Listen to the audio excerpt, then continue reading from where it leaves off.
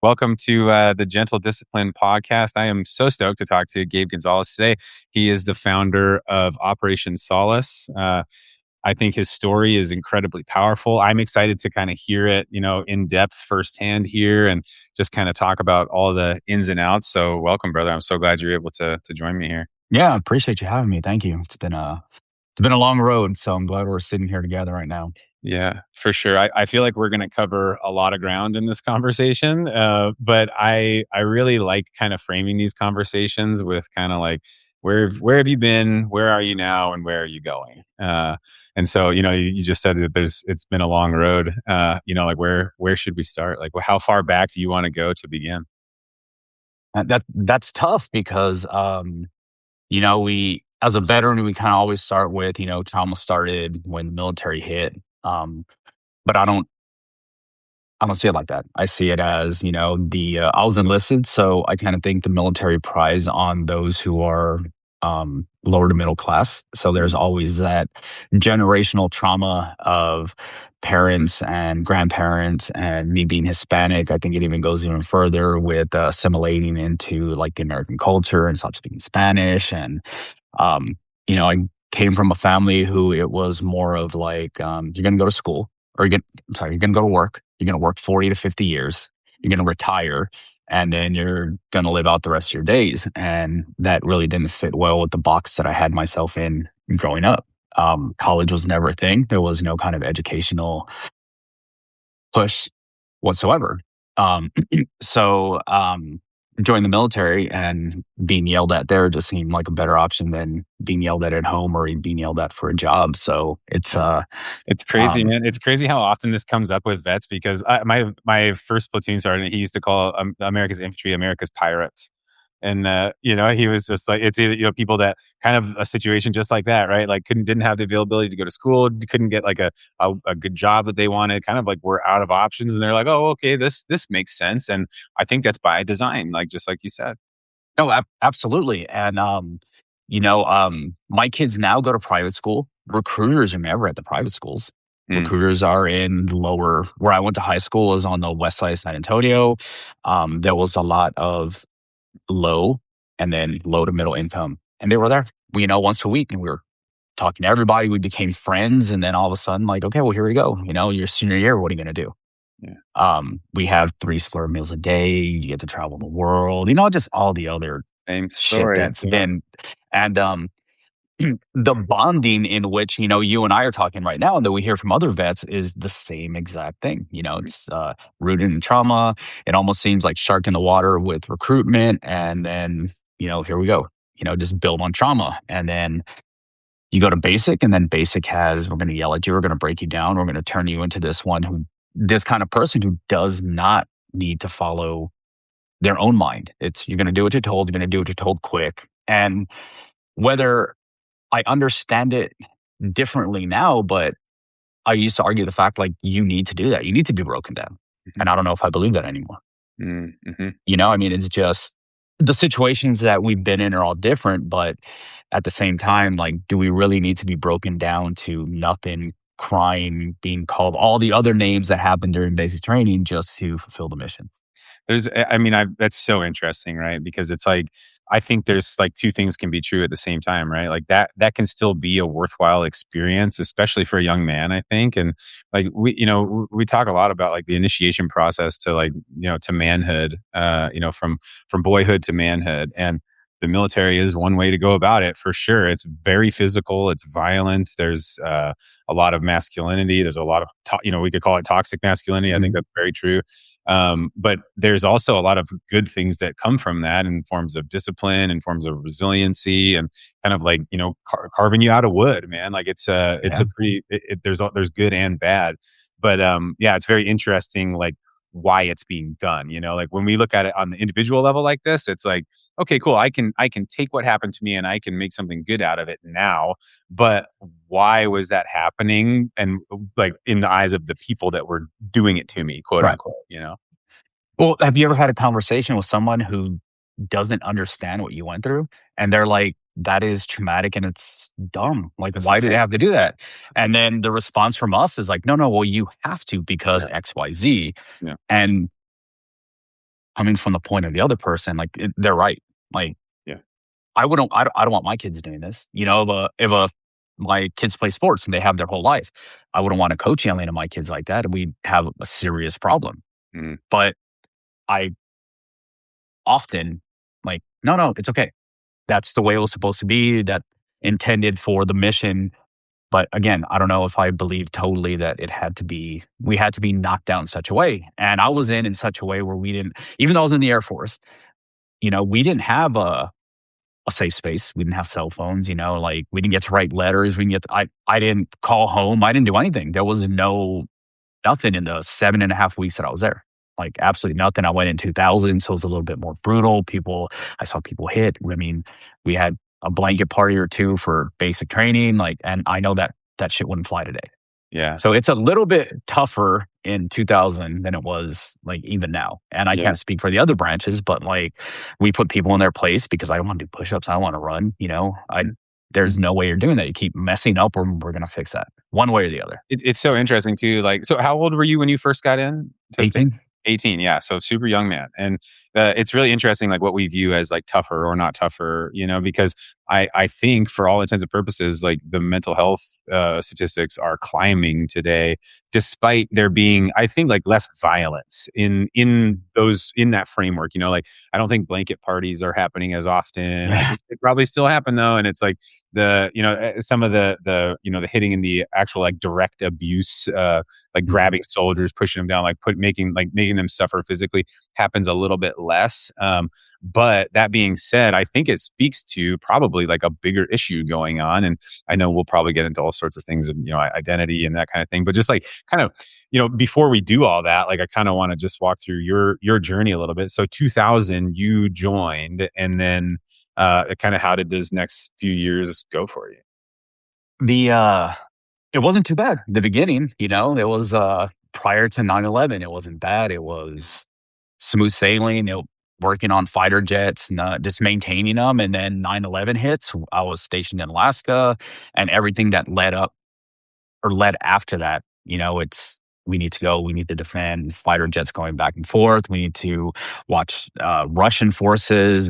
It was just all hands on deck doing whatever we need to do for the mission. I was a sheet metal mechanic, so it was fixing age equipment, the ground equipment that's on the tarmacs and lights and fuels and jets and everything else. So it was a short stint, but um, I went in prior to any kind of war, so I didn't go in thinking like, okay, I'm gonna. There wasn't a sense of purpose as to like our country was attacked, Hmm. and now I'm going to join because there's a sense of patriotism. Hmm. Like tons of people did after 9/11. I signed up because I had nothing else to do. Like literally, like I grew up with gangs, drinking, drugs, and I was like, I don't want to do that. Yeah. So let me go somewhere else. Let me go see the world.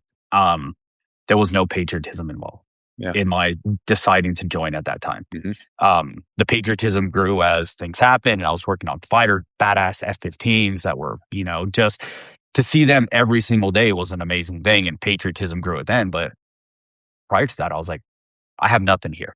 Yeah. I know where the road leads. Let me take off. Um, it was the trouble at home. It was, 18-year-old teen stuff. I don't want to listen to my mom and dad. My dad treats me like shit. My mom treats me like shit. They're doing the best they could. Now that I've gotten older, like they did the best they could in that situation of not knowing what's going on with, I'm the youngest of three brothers, I'm sorry. One went one way, one went the other, and then, I left. Um, but it was no sense of patriotism, Hmm. like whatsoever. I'm like, I just need to get the fuck out. Yeah. Like I can't What's do your, this anymore. what's your relationship with like patriotism now? I'm so curious, right? I want to make sure I ask that because for me it's very complex. So I don't know. Like, what are you It, right now? it's the same. There is waves of complexity. I got out.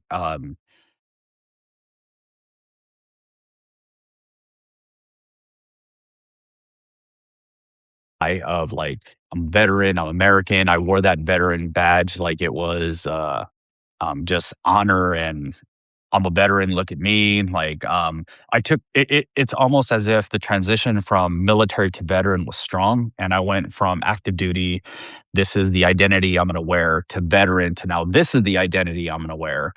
And, then to disabled veteran after getting all my shit done. Well, I'm a disabled veteran. Look at what all the stuff that I had. And then as I got older, and it was like the political scene globally was like ridiculous. And I'm like, why do we even need to be in places that they didn't ask for us to be in? Mhm. So then this swirl of emotion starts running through of like, I'm an American, I'm a disabled veteran, I'm wearing out a badge of honor to like, I don't know, we should be here. Like, what are we doing? So it kind of ebbs and flows. And just great question though, because it's just so it's weird to understand and like try to think about the complexity, and knowing that I know a lot of other veterans who are like badge of honor, what do they call them, bro vets, Yeah. and then to the other portion of like, this is like, what are we doing? Yeah, I mean, it's really quite wild, right? Because, I joined shortly after 9/11 from a sense of patriotism, and I'm an immigrant, like, we came from Canada when I was very young, and I'm deeply, deeply American now. And I forget if it was like Mark Twain or maybe it was like Benjamin Franklin or something, but he basically suggested, you love your country, but you are suspect of your government or Yeah, government, something like that. But it's just been really interesting to like, both, I think a lot of people that are not involved in the veteran space or aren't close with vets, they don't understand the complexity of the relationship we have with patriotism. And it's like, yeah, because they just see us, oh yeah, those are, red, white, and blue boys. That's what they do.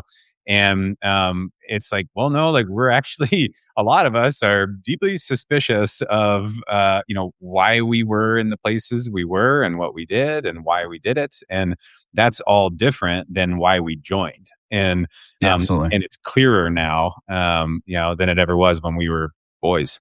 But yeah, it's a wild thing. So man, so okay, so you joined, like, and then you experienced that like transition to war.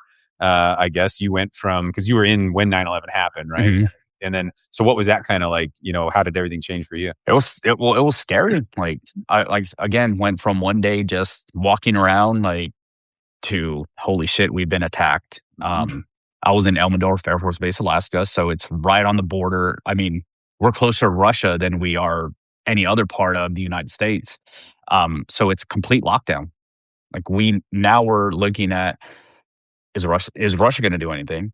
Is North Korea going to do anything? Like, where in this huge global war Yeah. that was about to happen, where is the threat coming from? And at that point, we didn't know. So it was just, we don't know who did it. We don't know why it was done. So it was just mass confusion everywhere.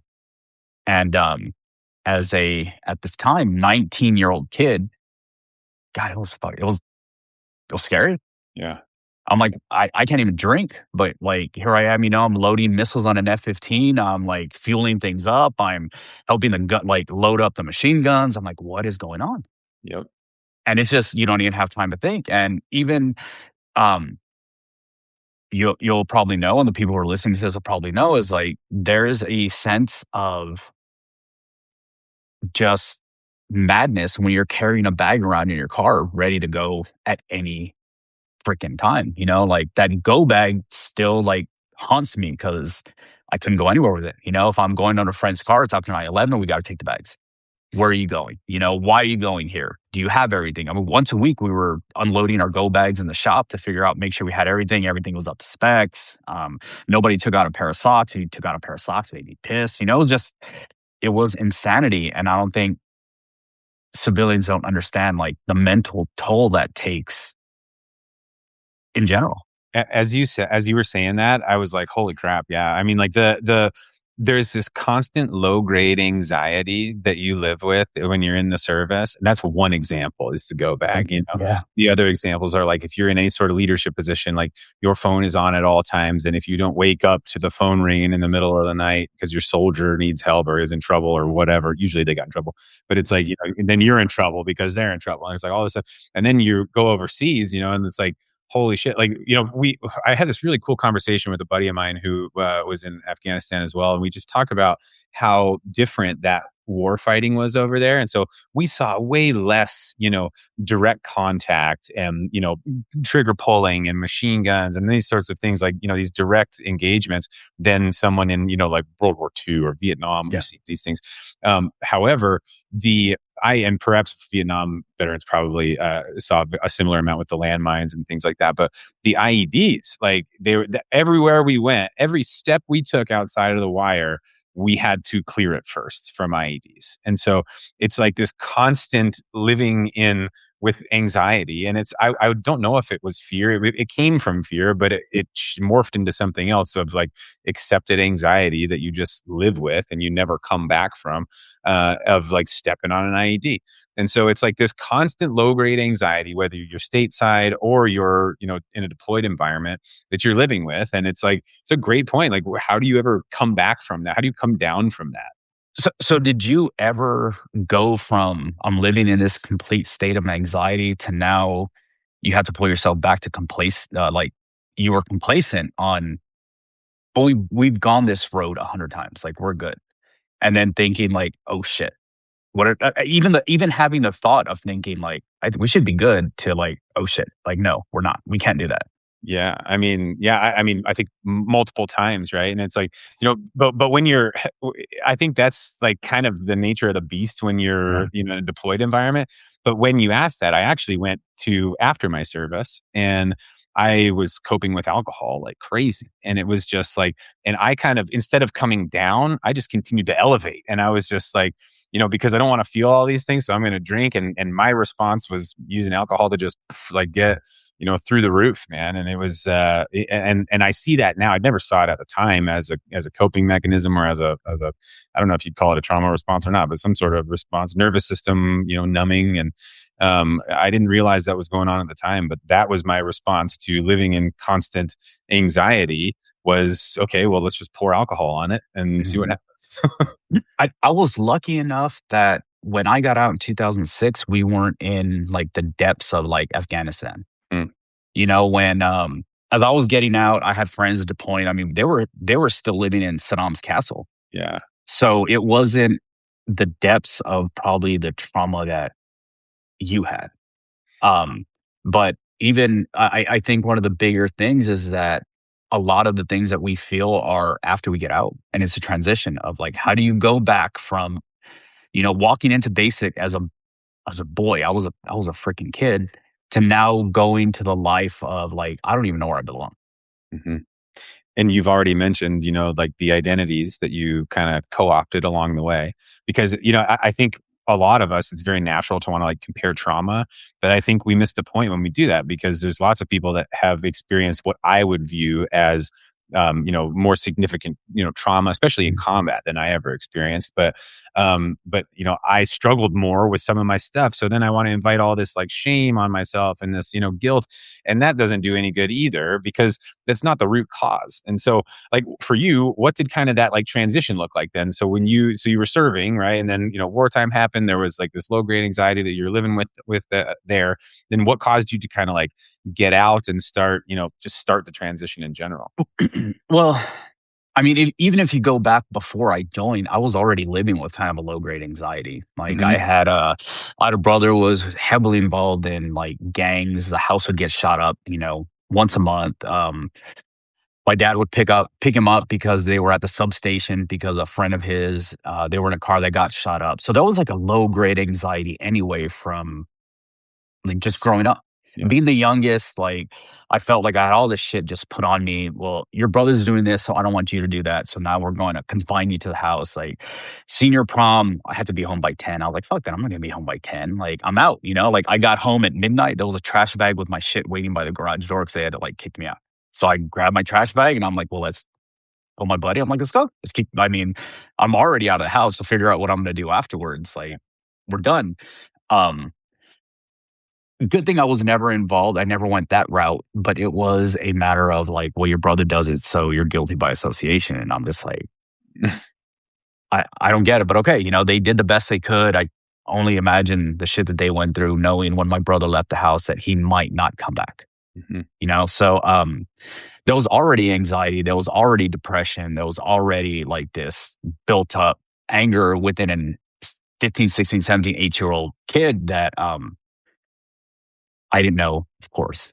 I didn't know how to express in words. I was never taught. It was just suck it up, don't worry about it, like keep going. So then when I got out because I was, 24, thinking I could go. I'm an aircraft mechanic, I'm a sheet metal mechanic. I live in San Antonio. You have Lackland Air Force Base at the time. You have Boeing. You have all of these aircraft companies that are here. So I'm like, I'm going to go make more money on the outside. Mhm.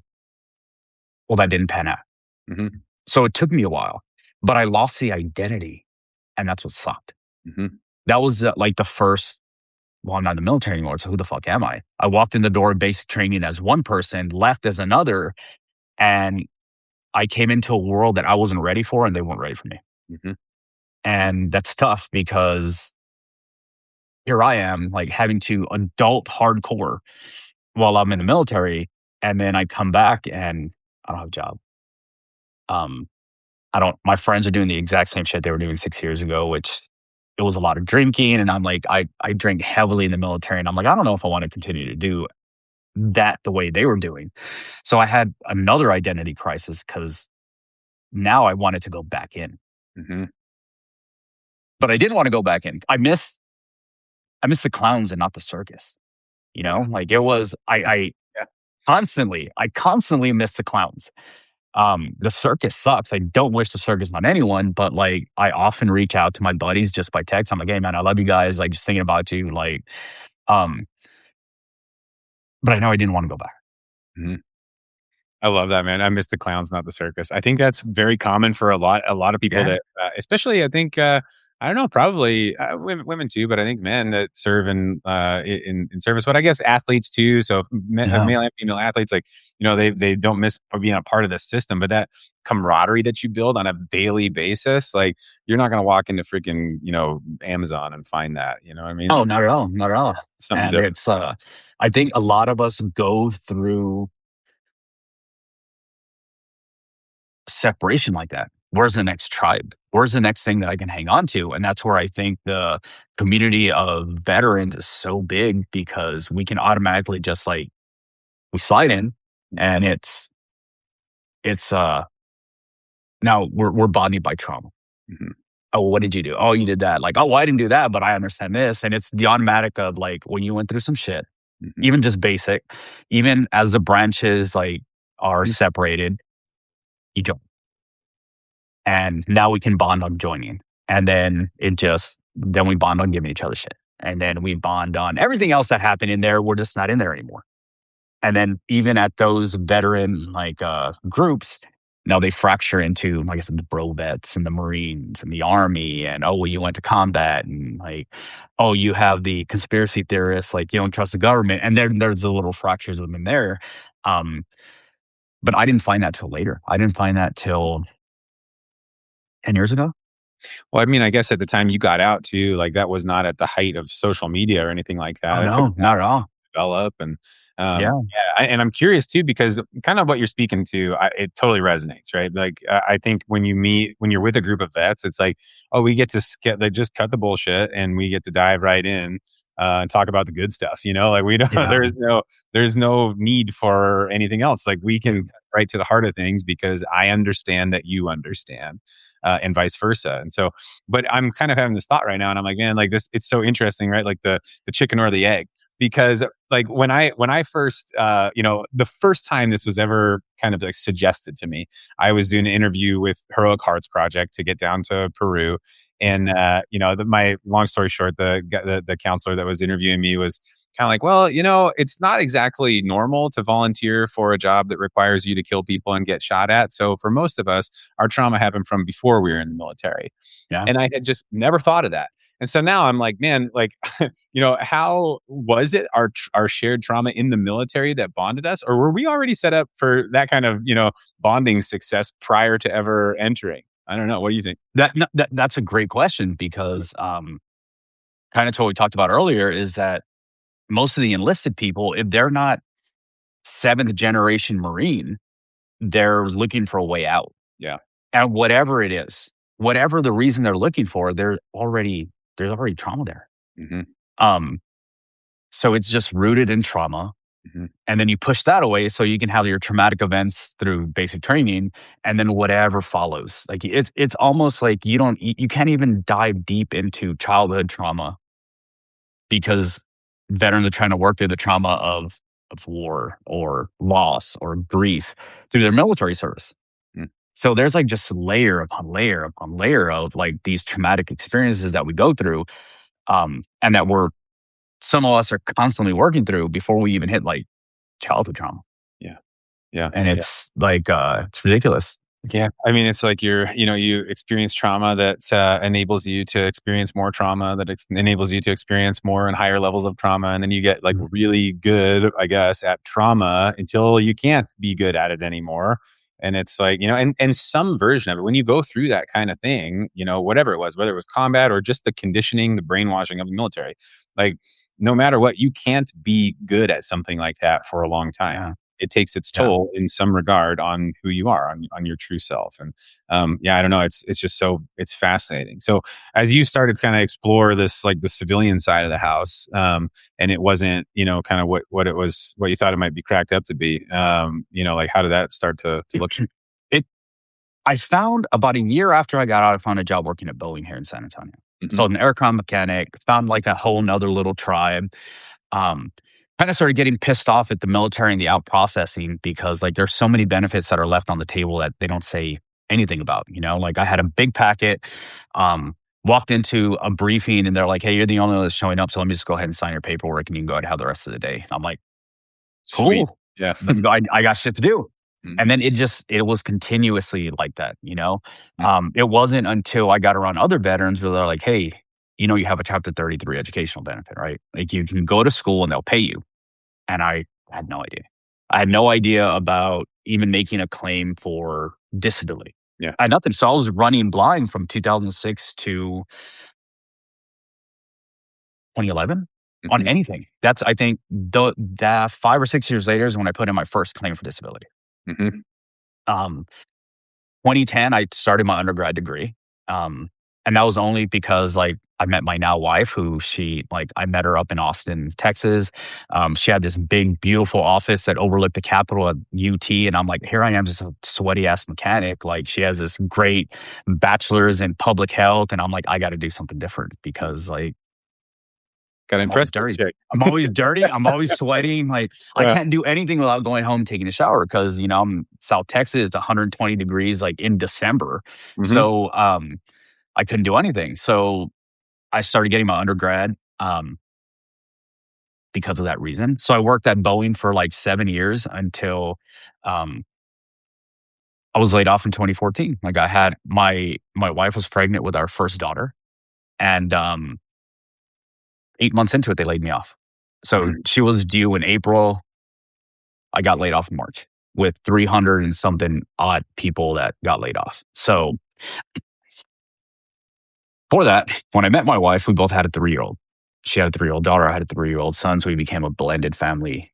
And they're now in college. But like that began a simple downward slip of like my mental health because like we're in a blended family. The Mm. world is against me. It's hard managing my son's mom. It's hard managing my wife's now ex-husband. And Mhm. it just little did I know that I like that was starting to creep Mhm. in unhealthy ways. I already didn't know how to like use my words or have a conflict resolution or like sit and hold space for her feelings and be empathetic to what she was feeling. I don't know how to do any of that. Like Mm. where would I even begin to learn how to do something like that? Yeah. Like I'd get pissed off and I would hit the wall. I'd get pissed off and I'd walk off. Like you triggered me, I would just shut the fuck up for 2, 3 weeks. Like I wouldn't say anything. Like it was business, and that's just I didn't know how to untangle all this other stuff that was going on. That was like deep rooted that we just put in boxes, and we're like, all right, there's even as a forget the veteran, like how many people do you know that their parents taught them how to like effectively communicate? Yeah. And it's only because my parents didn't know how to effectively communicate. So how were they supposed to teach us something that Yeah. they didn't know, you know? Yeah. My dad used to work evenings, so he was working from 2 to midnight, like, Monday to Friday for 40 years before he finally retired, and my parents both say, like, it wasn't for him working those hours, like, we would've gotten divorced a long time ago. Like, Yeah. he that's the reason they stayed married because they would argue on the weekends of, like, Mm. "You're not present, so why the hell are you trying to, like" my mom would, like, "Why are you trying to overstep? I Yeah. got this." Yeah. And And it's he's so like, Go "I'm the ahead. man. I got it." You know, like, "No, we'll figure it out." And I mean, it's so interesting, like what we inherit from our parents and what we don't, and what behavior is modeled, and what we listen to and what we don't, and what's modeled from our friend group and what's not, and like all of these things are just so interesting. But the thing I always come back to, I'm like, man, my life is so much better than my grandparents' life as far as like the comforts, the opportunities I have, the access to information that I have.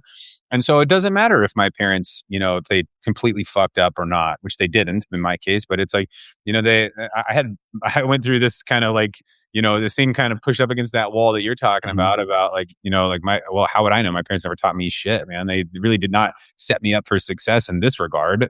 Yeah. But it doesn't matter because I can choose to break that cycle eventually, but that has to be important to me. And that takes a long time to develop. And certainly not when you're at least when I was in my 20s. I think I see younger people nowadays kind of prioritizing it. And I think that's really cool. I think Yeah, I think it's right. it's really cool. But so for you, right? Like, so you're going through this, like you just got laid off. You have a baby on the way, right? On the way, a month out, yeah. Month out. Okay. And, gosh, man. All right. So mental health, like adding up, not coming down from that. You still probably haven't come down from the military experiences or your childhood. You haven't dealt with any of that. Yeah, nothing. Yeah, which like exactly like how would I? I don't know how, or that I even have to. Yeah. like even higher than that. So okay, so then and you and your wife are still Blended family, like, we're still yep. together. Shit's not good, like, and I say it's not good now that I can reflect on it because, like, we were Mm, arguing all the time. It was, "Well, now I'm laid off. Where are we getting money?" I had, like, a small severance.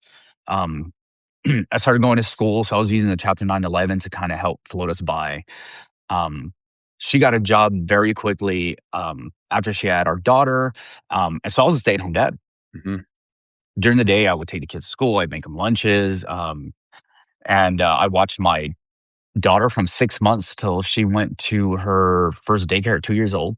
yeah. I was still going to school, and as our older 2 got older, they, like, possession schedule started to shift. So instead of week to week, we had my son, for, primarily full time. So his mom got him first, third, and fifth weekends of the month.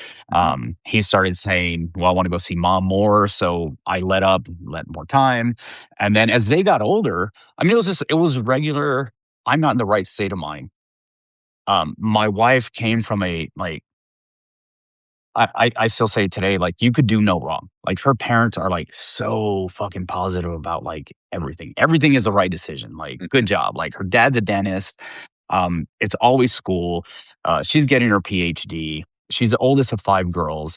Most of them have, college educations, and it just like, I tell her, like, "You could, like, shave your head because you say South Texas is hot," and your mom would be like, "That's such a good idea." Like, "That was such a good idea." And I'm like, I never, like, I'm like, how does that positivity work? It's like everything was negative growing up. In fact, a couple years ago, we bought some hunting land. And the first thing I take my dad to go see it because I'm proud. He's like, it's too rocky. Like, what are you mhm, going to do? It's too rocky. And I'm like, mhm, fuck, yep, like here. And I'm still chasing at this time a little bit of validation of yeah, like, I'm fucking good enough. yeah, So, and I'm like, Jesus Christ, like, have a house, have a rental house. We moved into another home. I bought this hunting land. Like, I got a degree. I have like healthy family, great kids, and it's like it's too rocky. What are you gonna do? And I'm like, oh my god, like you're like, "Okay, dad, yep." that's all it is. Like, and what I don't want anyone listening to this, like, I love my dad. My dad played baseball with me and basketball with me and taught us hunting and fishing and outdoors. And the time that he had with us were valuable and monumental in like the way I treat my kids and the way we do stuff with my kids also. But I also learned a lot of like, I'm not doing that shit to my kids. Yeah, yeah. That's Like, why I like having these, like, long form conversations because you can hold everything in the same place. It doesn't like, yeah, when you try to put it on, like, a short caption, it comes out as, like, "My dad sucked," but it's like, "No, no, no, no, that's not what I'm saying." Like, I'm yeah, just saying that, like, this is one quality that I don't want to model in him, and this didn't do a lot for me, but in the end, like, I'm my own person, and I'm here because of him in a lot of ways, and this is very yeah. like, all of it can exist at the same time. So, yeah, I Oh yeah, appreciate yeah, you saying all that. It's awesome. yeah. Because I love my parents. My parents, reflecting back, did the best they could with what they had. Yeah. Yeah. And they didn't have the tools to emotionally support me either. You know, my mom is a middle child, and she grew up in a very strict, like, Mexican type home where the all the boys sit down first, and my grandma and my mom had to serve the men before they sat down and did anything else. And so they didn't have those tools back then to like, let's talk about your feelings. Let me hold space for you. Let's really understand. So that means I didn't. And that means the older two that are now in college, they don't have that. They're seeing that now with me. But I fast forwarded a bunch.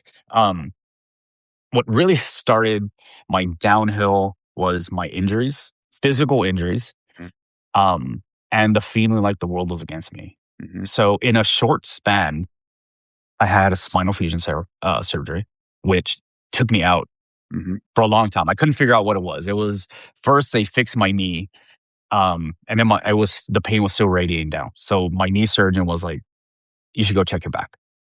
Well, my back's fucked up, my lower back. So I had the spinal fusion, and then a couple years after that, it still hurts. I need a full and total hip replacement on my right side. mm. But that took I was using private insurance. That took a long time because they Like, were like, how "Well, old were you when they said that you needed a full hip replacement? 42 Wow, okay, or yeah, 41." I think it's been 2.5 years or 3 years now. yeah, okay. Um, but that was the insurance too. It's like, well, he's too young, so let's do a couple different procedures. So we're gonna clean out the hip. We're gonna do a scope. We're gonna make sure everything's clean. All the while, I'm trying to be a present dad. Mhm, I'm trying to coach fucking t-ball. mhm, I'm trying to live my life in a way that adjusts to the way I want my kids to see me. mhm, Oh, on top of that, it's marriage problems. It's my stepdaughter thinking like she hates me. She's trying to ruin my marriage. Me telling my wife that, my wife saying like, "Well, you're just imagining things." Me getting pissed off because I'm like, "Why aren't you validating what I'm feeling?" mm, mhm, So it's the snowball is just like cratering. So I'm wearing masks of like I'm happy. mhm, I'm good. I'm coaching a t-ball. He was 4 at the time. My son's t-ball. Hated every second that I was out there because I'm in pain. mhm, Mentally, physically, emotionally, just fucking in pain. mm, Um, on crutches, coaching t-ball. People are like, "I can't believe you're doing this. Like, it's so good. Like, look at you. You're so devoted." I'm like, if I'm at home, I'm going to fucking go crazy. yeah, So I needed something. Um, Finally got the hip replacement, and that's when I started feeling. Oh, and then I had diverticulitis, which is a stomach issue. mm, sure, So I had 2.5 weeks after my full and total hip replacement. I've already hit my deductible for my insurance. I went in to get like a foot and a half of my intestines removed. mm, So it was already towards the end of the year. Um, that shit sucked. Um, so I'm in the hospital, stomach. I had to stay there for 5 days to make sure everything worked right. Barely coming off of my hip surgery. Um, was ridiculous. So healing comes physically, and then all the mental shit that I've put in this box for years. It's like I'm holding it like liquid. Like I'm just thinking of a big pool, and then you make a little hole and the water's seeping out, and then like mm. The dam breaks. the dam broke. And it was like I don't remember the last time, maybe like in my teens. Actually, now that we're talking about this, the anger that I felt that the world was against me when I was a teen came rushing back Mhm, like 4.5 years ago. mhm, And the years of for me, like no one likes me, everyone hates me, I'm not good enough for anyone. My family hates me, my stepdaughter hates me, like just everything. came rushing back. Mhm. When And you were a teen, so, like, that anger, right? Because I think this is such a interesting, like, powerful thing to explore because I feel like half of the shit that we go through as adults comes from our inability to feel what we're going through as kids. And it's like, okay, it has to be felt at some point, whether that's grief or anger or whatever it is for you. And so, yeah, so I love that you said that, right? Like that you directly related it to the anger that I felt as a teen, this like rebellious, like, fuck everybody, this isn't fair. yeah. That anger came back as an adult and basically like forced you to feel it, huh? I mean, No avoiding. there was no avoiding because when it would seep in, I could always go back to like, let me focus on the pain because with I couldn't do both at one time. I Mhm, had to focus on one.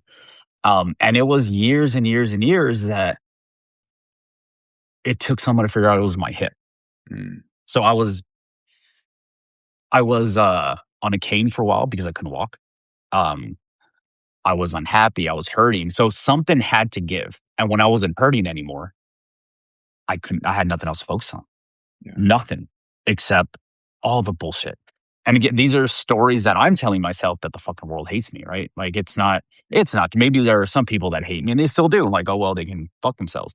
But like for the most part, these are stories of like, I'm not good enough. yeah, I'm not good enough. Everything I'm doing is failing. All the while, I have a loving family. My kids love me. My wife loves me. I'm a manager of a big four consulting firm.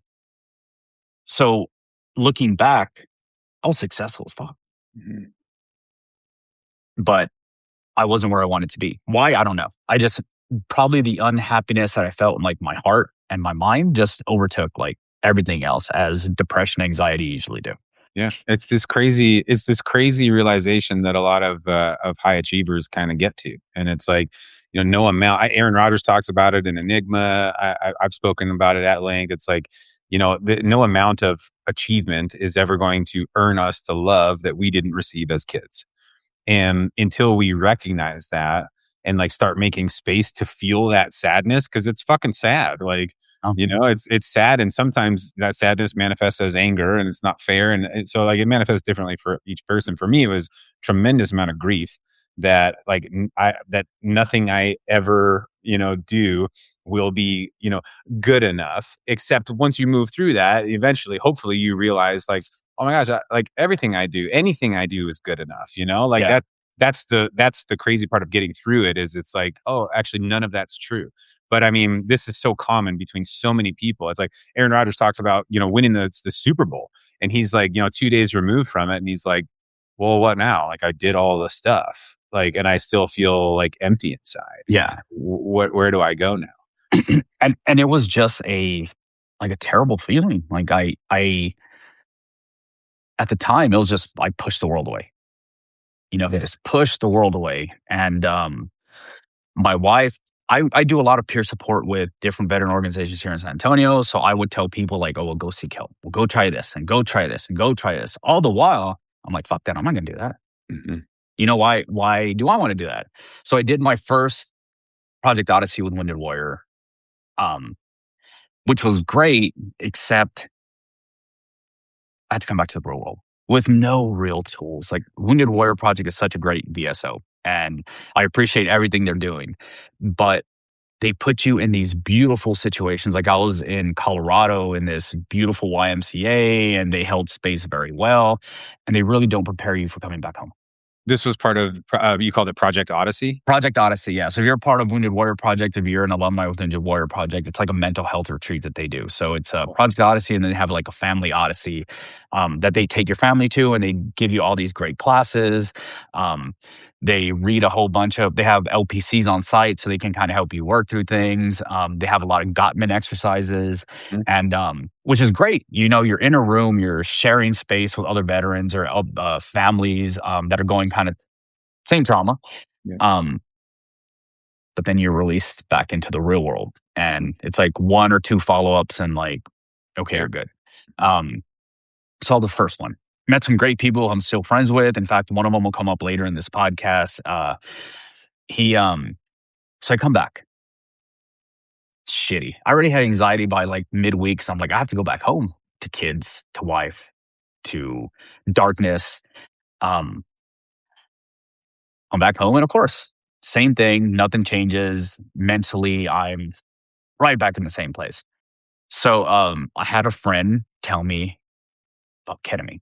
Mhm, That was the first time I really heard anything about psychedelics for healing. mhm, Um, so I do ketamine in a ketamine clinic here in San Antonio. While I'm on it twice a week for a month, I think. Holy shit, was I feeling magnificent. I mhm, was walking around the house, I was whistling. My wife was like, there is just something about you that's different. I've never seen this side of you, like just rainbows and freaking sunshine. mhm, What nobody told me about after that I needed to do was integration. mhm. There was no integration. It was a medical clinic. It wasn't like ketamine assisted therapy. Like there was nothing. I just sat in this office Yeah, um, with an IV feeling freaking great yeah, for an hour. yeah. Um, so that was dam break number 2. Mhm.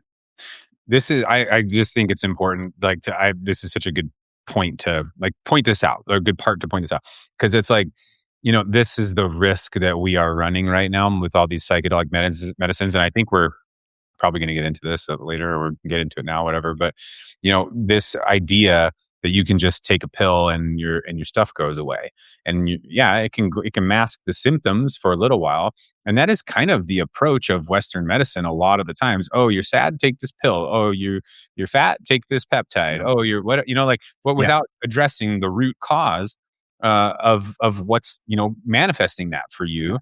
And so, man, I especially with ketamine, it's not only that, it's actually physiologically addicting too. And so you see people starting to really get hooked on it because of exactly what you're talking about. Like I take my IV infusion, and then I go back to my life. I feel good for a week or two or whatever, and then everything starts to come back. So boom, hook me up to my drug again, go back.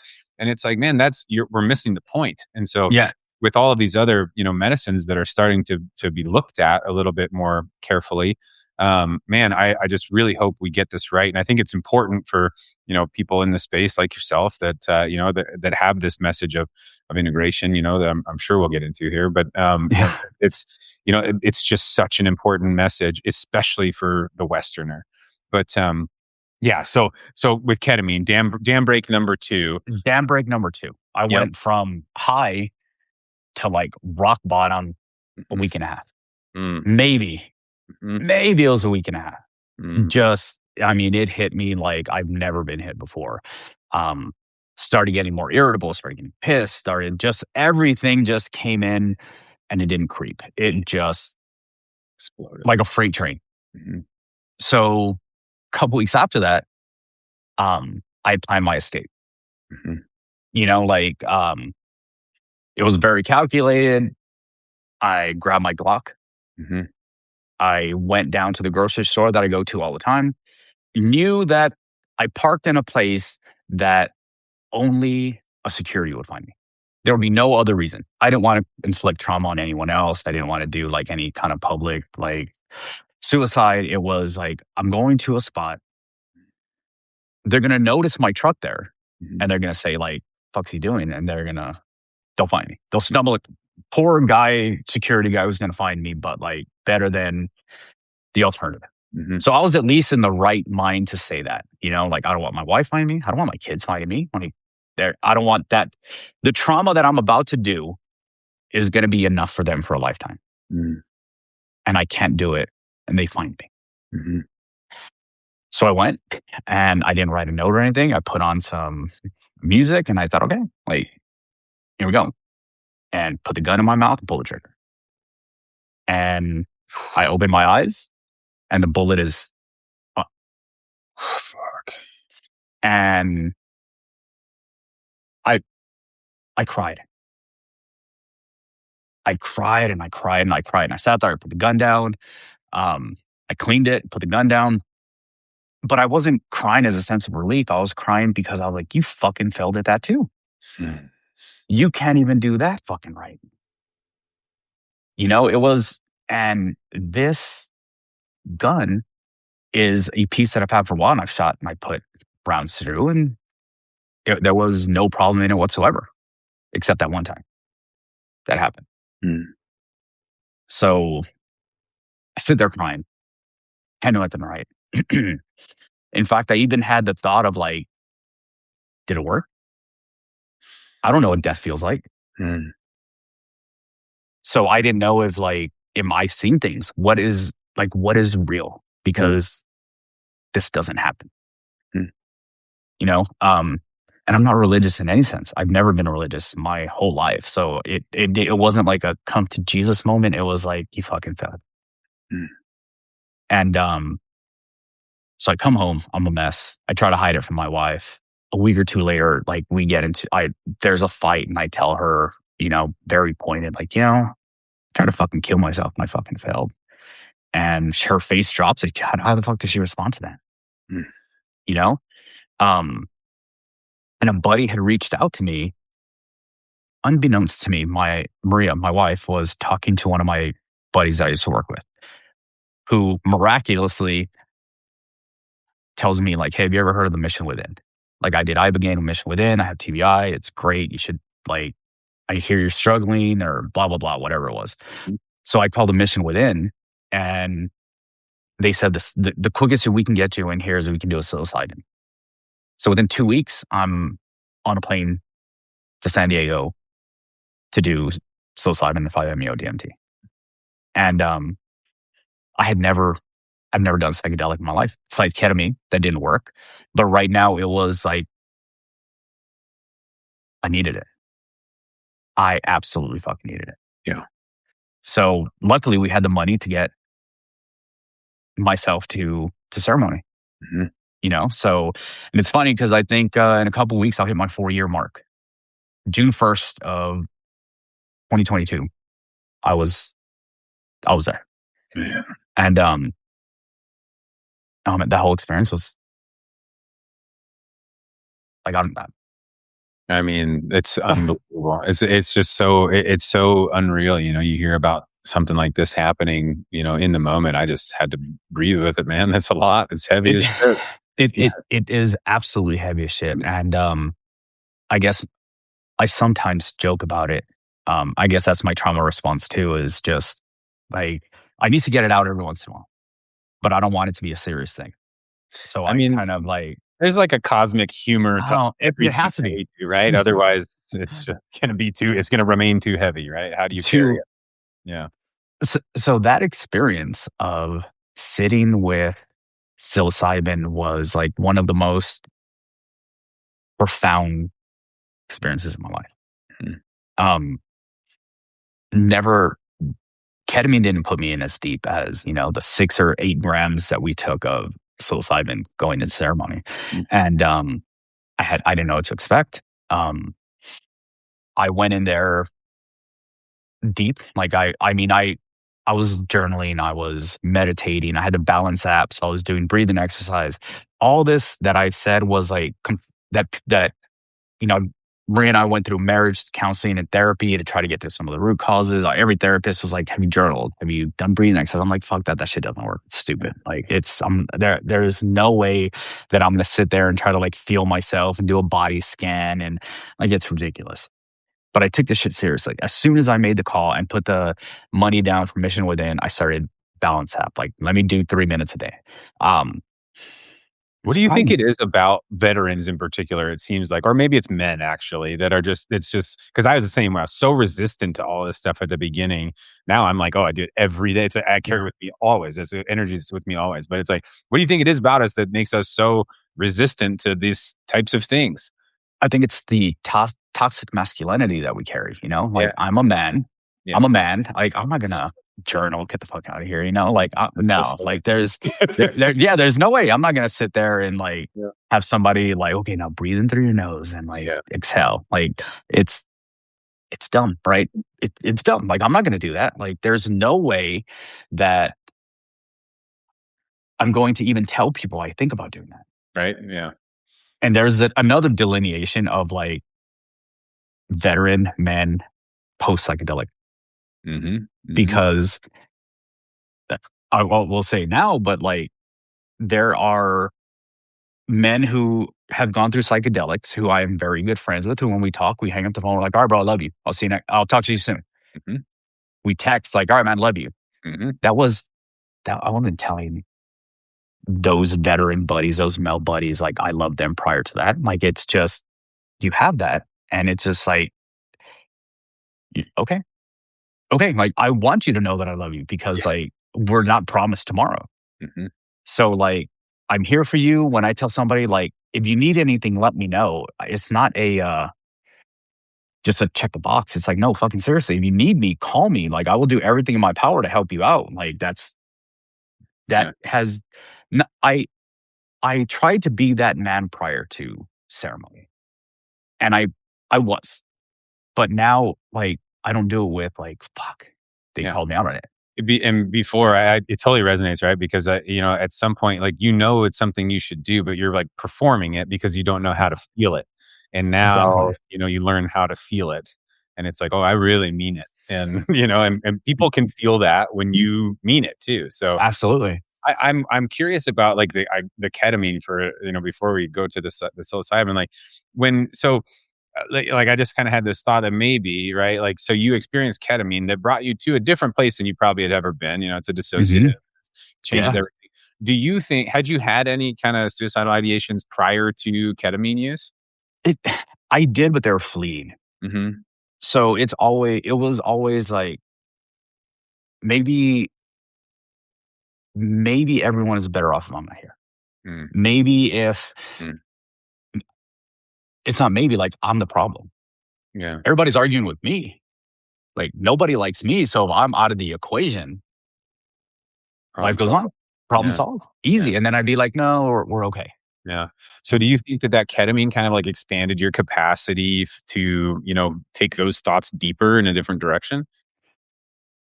That's that's a great question. And it's hard to like maybe answer right now because I've never reflected in that way. I just knew that I was on such a high with ketamine and Mm, the low came so quick that I couldn't balance out those thoughts anymore. mhm. I Yeah. couldn't slow them down because it was just like perception wise, this isn't working. This isn't working. This isn't working. And it was just like boom, boom, boom, boom. Like the dominoes started to fall and I couldn't catch up. Yeah.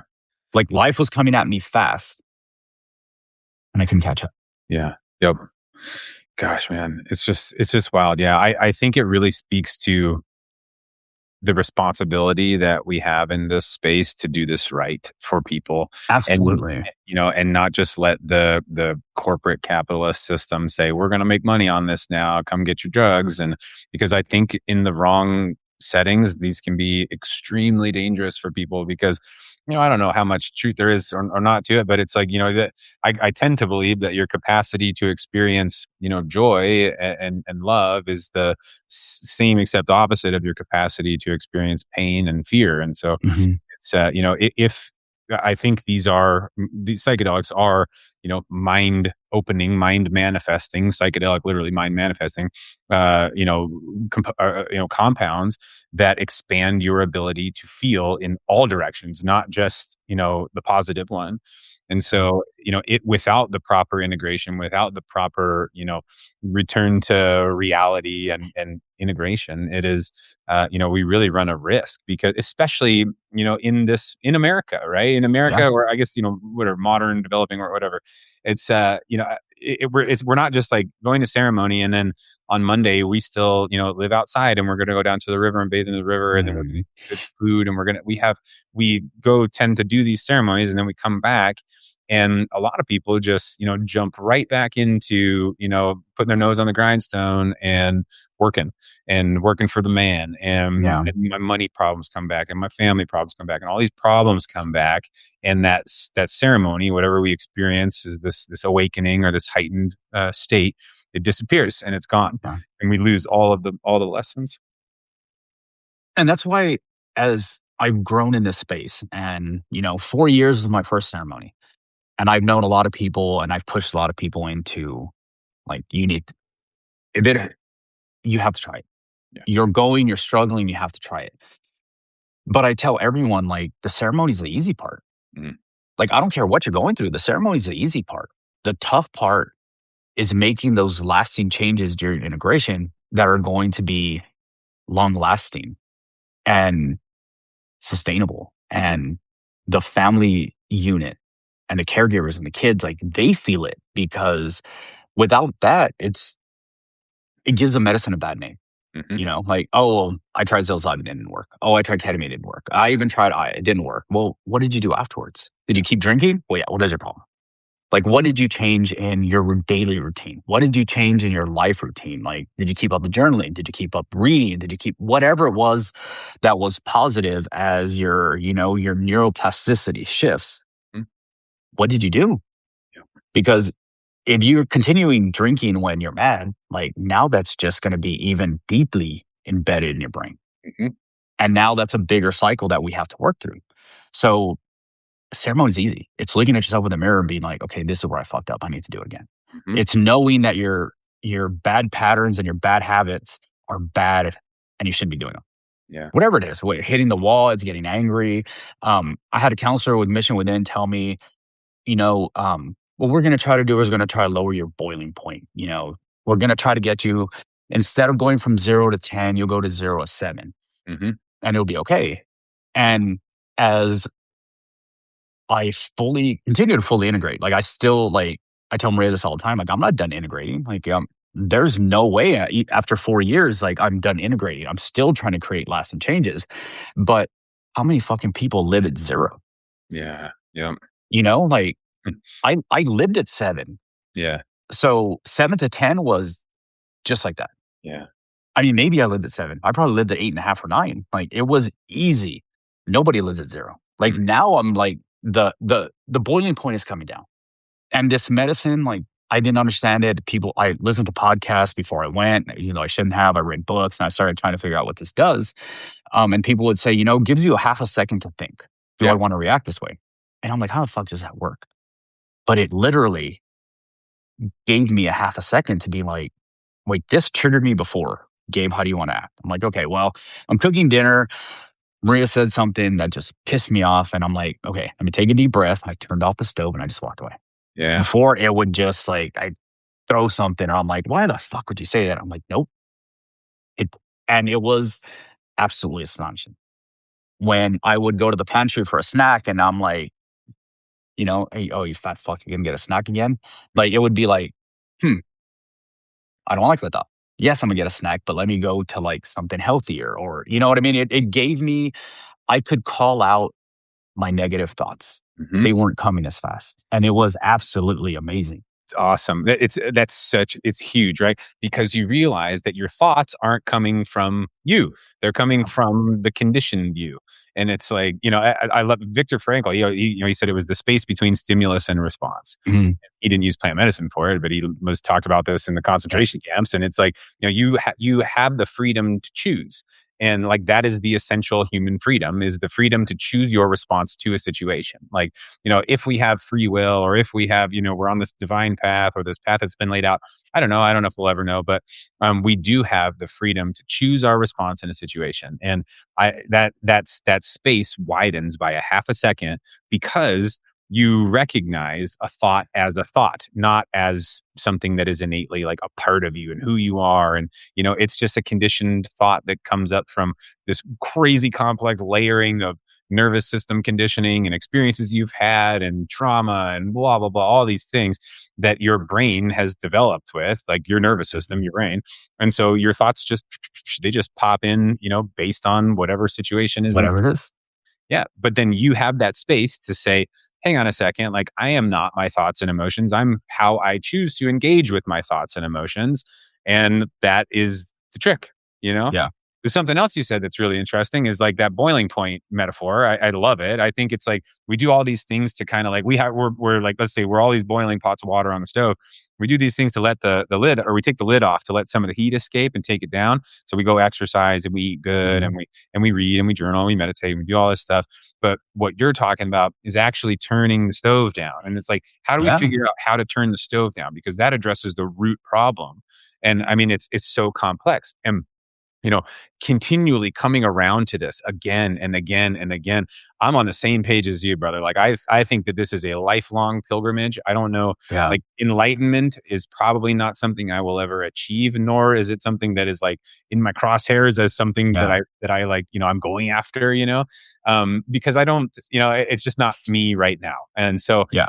for those people like the Ram Dasses of the world and those, the enlightened, that are seeking Yeah. food, I think it's incredible, and I want to learn from them as much as I can. But yeah, like who lives at zero? I Not many of us. Yeah, not me for sure. Yeah. And I still don't, and Maria and I went to go have lunch yesterday, and I had a what I see as a personal failure in my life of moving to Costa Rica. Mm, And I expressed kind of the frustration with her. And it was like, I'm pissed off because I put all these things in and I was like, just working through the emotions. mhm, And she told me, like, I thought you weren't supposed to like be angry like after plant medicines. I'm like, no, no, no, no. I think that's where people get confused is because for me, working with this plant medicine is the fact that I get to feel these emotions and mhm, I get to work through them and I get to come back to mm, like center. Like, mhm, let me feel all the emotions. I want to be pissed off. I want to understand that because I spent my whole life bottling that shit up and it didn't work for me. mhm, And to be able to be mad and sad and depressed and cry and feel all the emotions and be like, okay, I'm done. Let me get back to where I need to go and then I can move forward. I think is like a big step in my evolution mhm. is just being able to feel that Yeah. and Instead of just just coming around processing it in your head. or not saying anything and keeping it in. And then it comes out in attitude or it comes out in anger or resentment towards something. And I'm like, no, I'm done with all that. Like I want to feel mad. I want to feel pain. I want to feel whatever it is that I'm going to feel. And now I'm in a space where I can actually call it what it is Mhm, and say like, okay, I'm feeling frustrated. I'm feeling mad. I'm like feeling anxious and I don't like that. Let me figure out where that's coming from. And then, oh, okay, I failed, but did I mhm. really fail? And then working through that and being like, no, we're good. Okay, cool. Let's move on. Sure. And even if I did, quote unquote fail, like what does that suggest even? Like my term of failure, what does that even like how am I defining failure? All these things. Like slowing down and asking the question. And I think naming it, right? Like this is the thing that, most of our parents in our like age bracket were not able to teach us is it's like when we were sad or upset about something, it's just like you better I'll give you something to cry about, like Yeah, that yeah, that was the response. And so it was like, shut up. Like, that's not what boys do. That's not what men do is we break quietly. We don't break on the yeah. outside. And so That's it. it's, instead of being like, okay, well, what are you feeling? Like, let's name your emotion, like Yeah, this, absolutely. what is this that you're feeling? Let's talk about it. And it's okay. And like, this is what we can kind of give to further generations is this really, beautiful, like strong, I think very masculine, embrace of nurturing and teaching.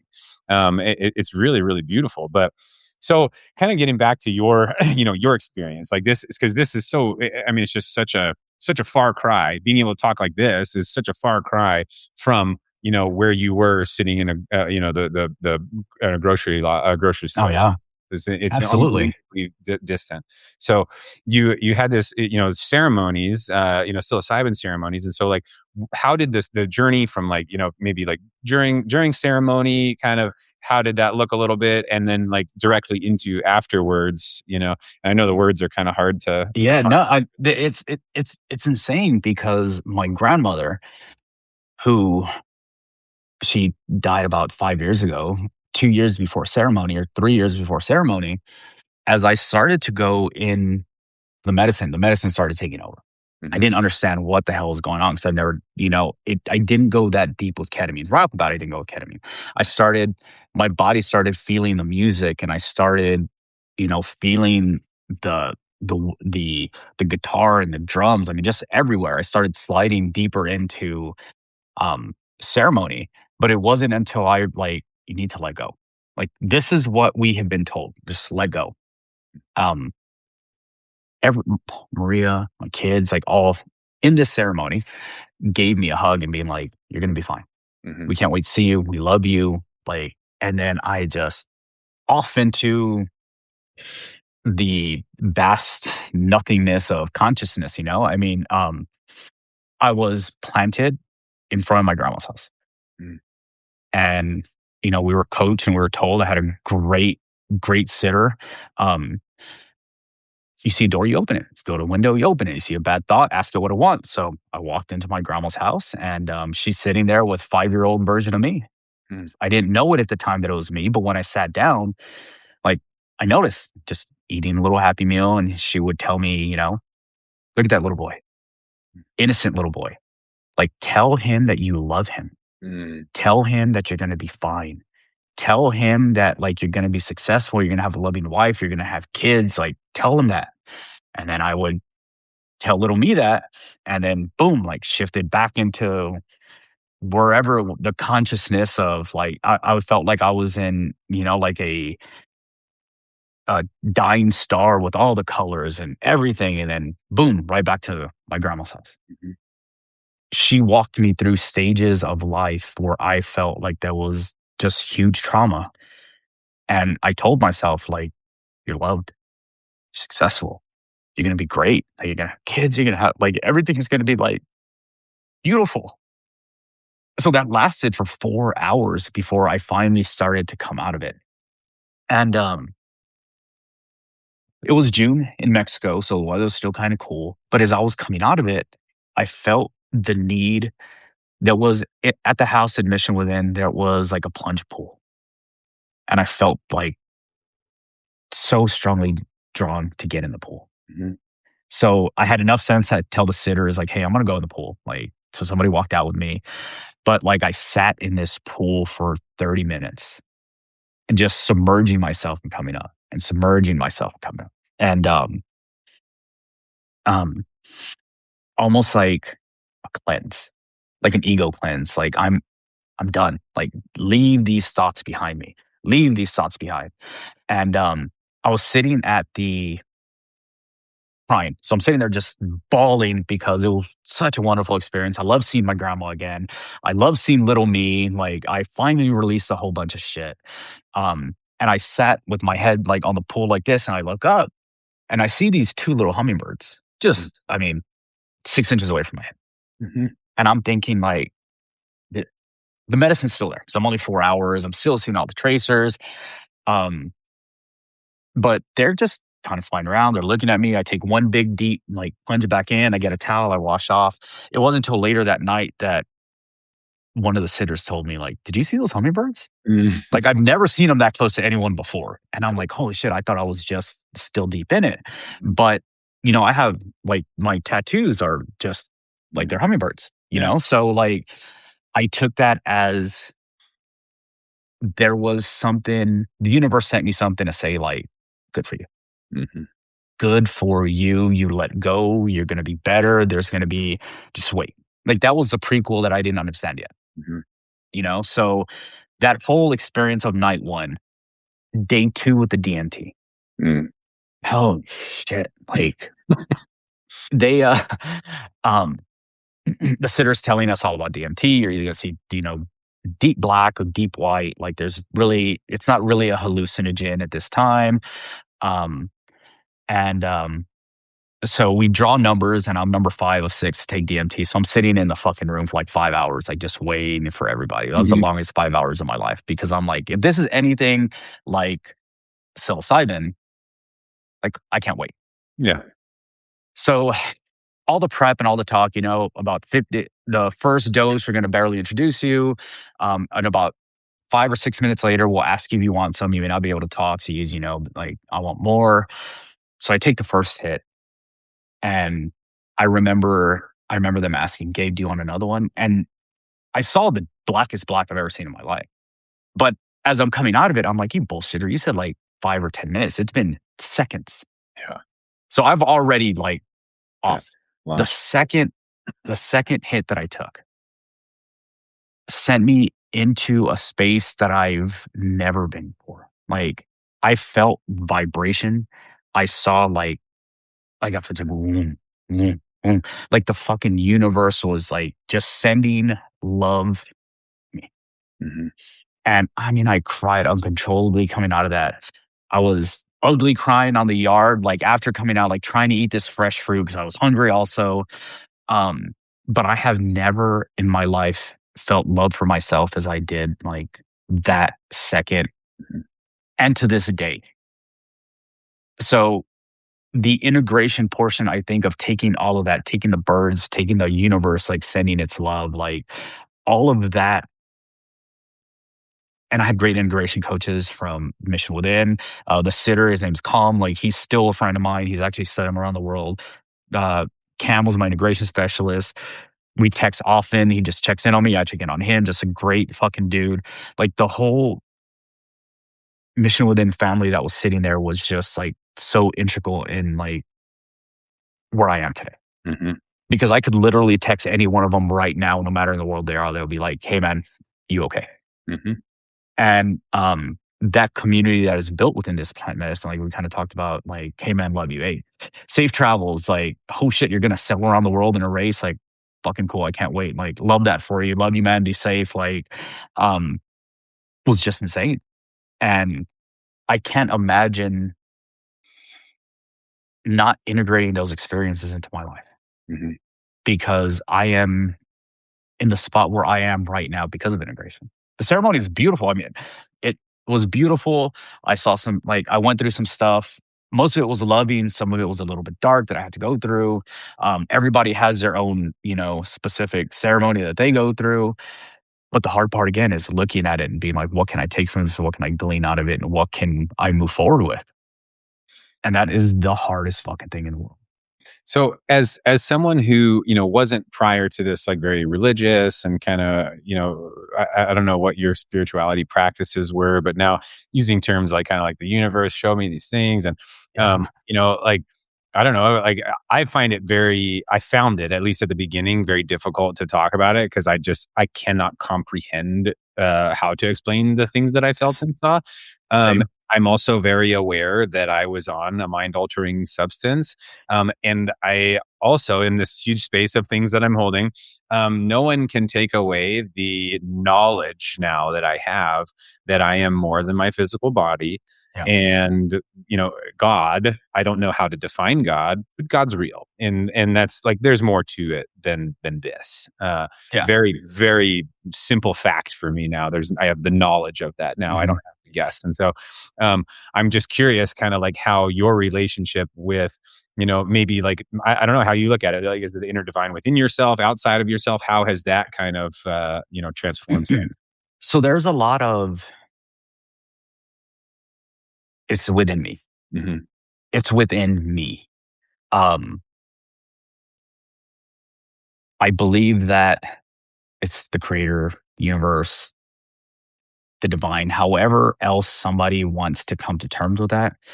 I like to say I'm not smart enough to even know what the fuck's going on. Me neither. Like I know that if there is a God, the way I'm leading my life now, even though I don't call it that, like I am in service of others. Hmm. I help people who need help. I don't hesitate. If there is a God and there is a heaven, I don't think that I will be punished Hmm. for the life I'm leading. Yeah. Like, but I have no idea. Yeah. No idea. I know that there is something bigger and better out there because I've Yeah. seen it. You've seen it. You've experienced it. And only those who have ever done this, I think, can have this conversation of like, there is something more than just us.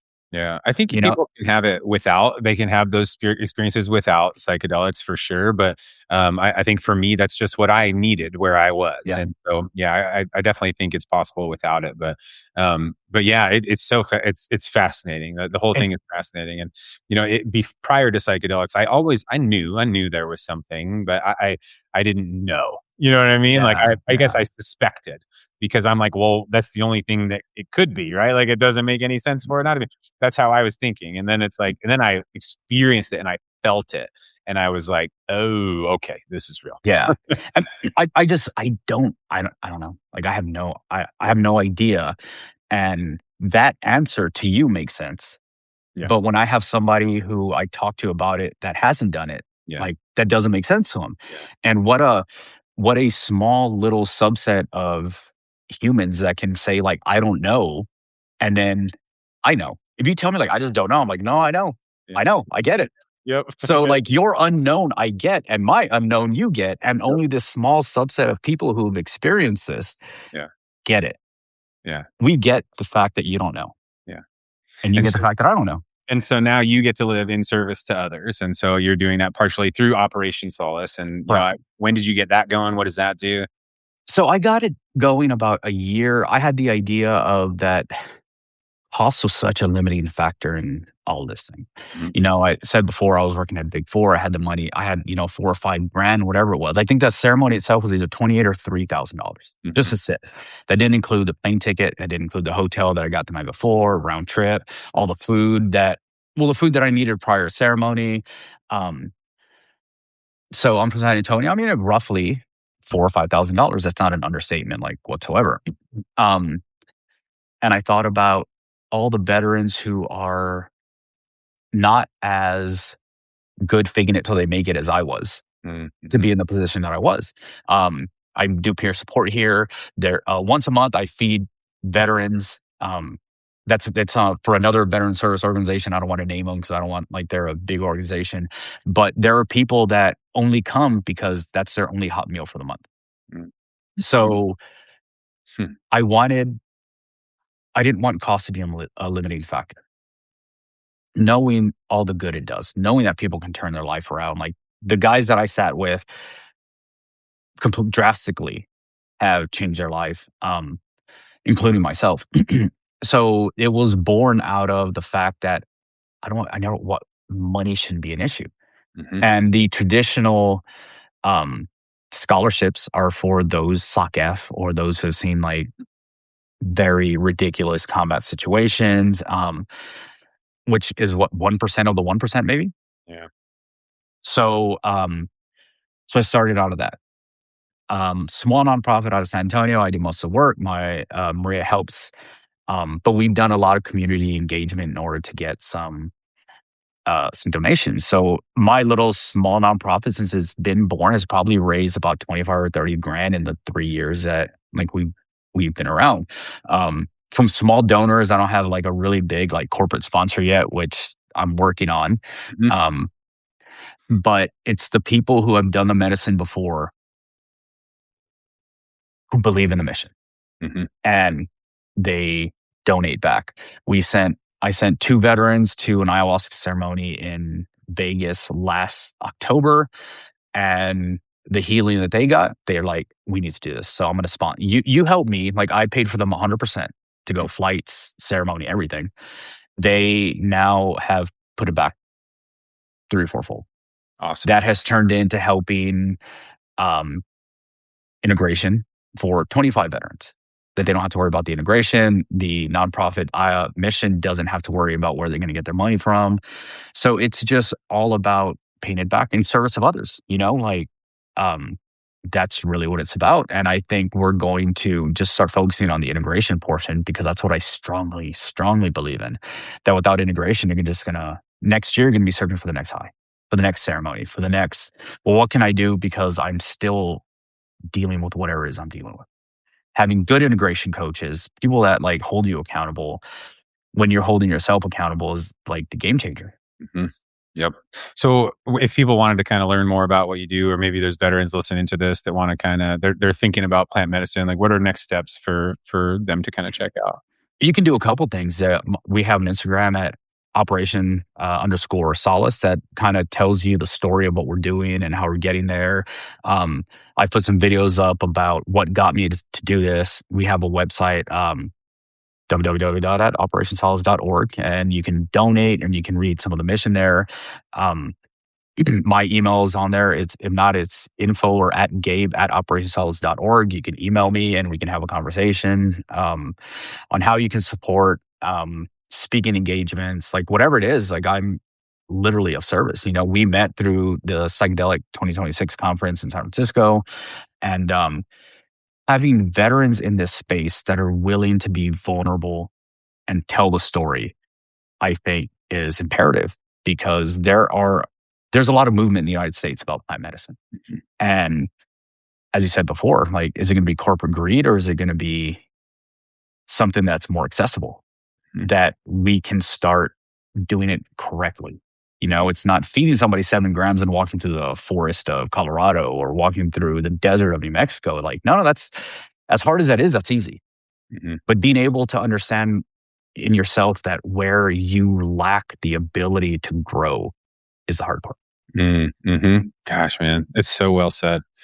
Did we miss anything? This has been an awesome conversation, man. Awesome. I mean, I don't think so. I think that, yeah, we've hit everything. It's been great. Like the Beautiful. support, like we've done a lot of local stuff here in San Antonio. You know, we did a Day of the Dead celebration where every year we honor the veterans who lost by suicide.